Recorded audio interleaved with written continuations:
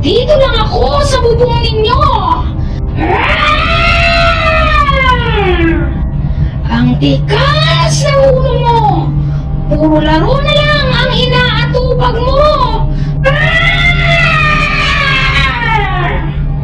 Kapag hindi ka pa natulog, ay papasukin na kita dyan sa bahay nyo.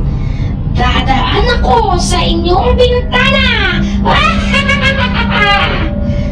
Tatabihan kita sa iyong kama para matulog ka na.